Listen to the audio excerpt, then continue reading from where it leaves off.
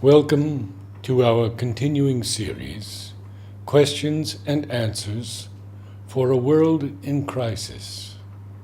Today, Surrender, Part 2, from the Mother. Do you know what it means to be happy? Do you know what it means to be strong? Do you know what it means to be helpful? Well, the surrender, that is, the self-giving to the divine, must be happy, joyful, made gladly. It must be strong. One must not give oneself through weakness and impotence, but with an active and strong will. And then the surrender must not remain absolutely indolent. I have made my surrender. I have nothing more to do in life. I have only to remain still. My surrender is made. And it must be helpful. That is, it must be active. It must undertake the transformation of the being, or do some useful work. Question to Mother. What is the difference between surrender and offering? Mother. The two words are almost synonymous. I make the offering of myself and I surrender myself.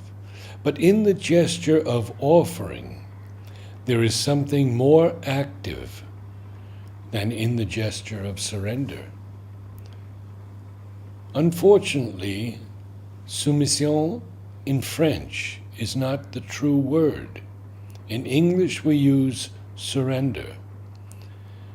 Between the words surrender and offering, there is hardly any difference. But the French word soumission gives the impression of something more passive. You accept, while offering is a giving, a voluntary giving. Consecration generally has a more mystical sense, but this is not absolute. A total consecration signifies a total giving of oneself. Hence, it is the equivalent of the word surrender. Question to Mother. Identification is the goal of yoga. Can one say that surrender is the first step and offering the second? No. Some begin with an offering and end with surrender. It depends upon the character of each one. You may perhaps begin by having a feeling of inferiority. You are a little crushed by the grandeur of the divine. And then you feel a little freer and give with joy what you are. This is not always so. Many begin by self-giving. For them, the easiest movement is to give themselves. In the beginning, the giving is a little indefinite. Then one has to make an effort at times to surrender in detail. You can give yourself with much enthusiasm, but when at every step you have to submit to the higher will, the thing becomes more difficult. Does not offering imply surrender? Mother, not at all. You can give for the joy of giving without any idea of surrender. In a movement of enthusiasm, when you have glimpsed something infinitely higher than yourself, you can give yourself in an élan. But when it is a question of living that every moment, of surrendering oneself every minute to the higher will, and when every minute requires this surrender, it is more difficult. But if by offering you mean the integral offering of all your movements, all your activities, that is equivalent to surrender, without implying it necessarily. But then it is no longer a movement made in enthusiasm. It is something which has to be realized in detail. By surrender, we mean not this, i.e., sacrifice, but a spontaneous self-giving, a giving of all yourself to the divine, to a greater consciousness of which you are a part. Surrender will not diminish, but increase.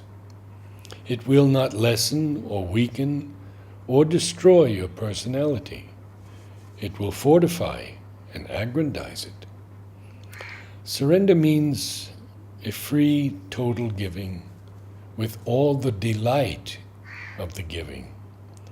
There is no sense of sacrifice in it. If you have the slightest feeling that you are making a sacrifice, then it is no longer surrender. For it means that you reserve yourself, or that you are trying to give with grudging, or with pain and effort, and have not the joy of the gift. Perhaps not even the feeling that you are giving. When you do anything with the sense of a compression of your being, be sure that you are doing it in the wrong way. True surrender enlarges you. It increases your capacity. It gives you a greater measure in quality and quantity, which you could not have had by yourself. This new greater measure of quality and quantity is different from anything you could attain before. You enter into another world, into a wideness which you could not have entered if you did not surrender. It is as when a drop of water falls into the sea. If it still kept there its separate identity, it would remain a little drop of water and nothing more. A little drop crushed by all the immensity around, because it has not surrendered. But surrendering, it unites with the sea and participates in the nature and power and vastness of the whole sea. There are many wrong ideas current about surrender. Most people seem to look upon surrender as an abdication of the personality, but that is a grievous error. For the individual is meant to manifest one aspect of the divine consciousness, and the expression of its characteristic nature is what creates his personality. Then, by taking the right attitude towards the divine, this personality is purified of all the influences of the lower nature, which diminish and distort it, and it becomes more strongly personal, more itself, more complete. May 1933, Mother writes, "Joy comes from surrender to the divine command." Question to Mother: somebody told me that it is not necessary to surrender or be sincere. We only have to open. Is it true? Certainly not. Who told you such nonsense? Without sincerity, the path of yoga is dangerous. Without surrender, it is impossible. It is not enough to surrender. The ego must be dissolved, must merge with the divine, disappear in him. If one's surrender is truly sincere, then there is this constant attitude in the being, this total self-giving to the divine, "Thy will be done." In this way one can, without knowing, without understanding, instinctively, choose the thing that should be done and reject the one that should not. But this becomes an instinct, a sort of automatic thing, if your surrender is perfect. And that is the very advantage of surrender, for you can do the right thing in the right way automatically before having the knowledge. In English, the word is surrender. There is no French word which gives exactly that sense. But Sri Aurobindo has said, I think we have read this, that surrender is the first and absolute condition for doing the yoga. So, if we follow what he has said, this is not just one of the necessary qualities. It is the first attitude, indispensable for beginning the yoga. If one has not decided to make a total surrender, one cannot begin. Namaste.